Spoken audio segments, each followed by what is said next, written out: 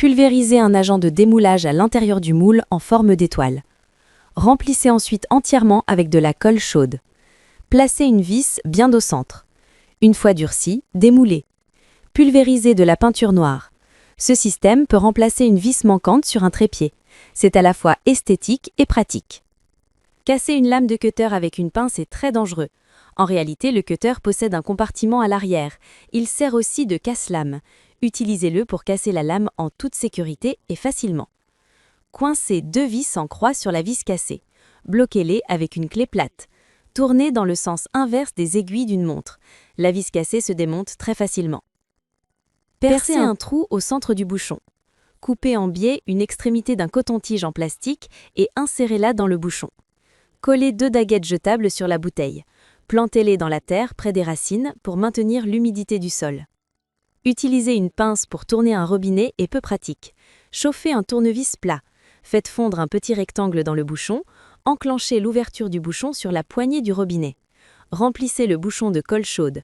Prenez un second bouchon et appliquez de la colle sur son bord. Collez les 2 bouchons ensemble. Ouvrir et fermer l'eau devient beaucoup plus facile. Voici le nœud de cabestan.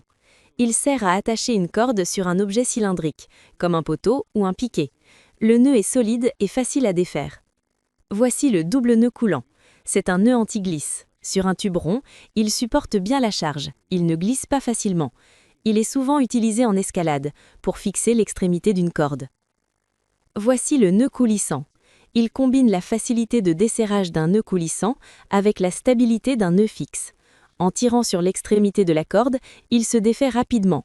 Idéal pour des fixations temporaires comme des supports ou des cadres. Le nœud de ligature en croix est conçu pour attacher 2 barres croisées, comme des bambous ou des bâtons en bois. Il épouse parfaitement le point de croisement et se verrouille fermement sans se desserrer. Souvent utilisé pour les structures circulaires et les abris simples. Chauffez le métal et insérez-le directement dans le plastique. Insérez un tube épais. Refroidissez avec de l'eau pour le fixer. Dévissez le tube fileté. Enroulez du ruban téflon. Puis assemblez les 2 parties. Le raccord est totalement étanche. Coupez le fond du tube de dentifrice. Videz le contenu. Rincez soigneusement l'intérieur à l'eau. Enfilez-le sur le tuyau.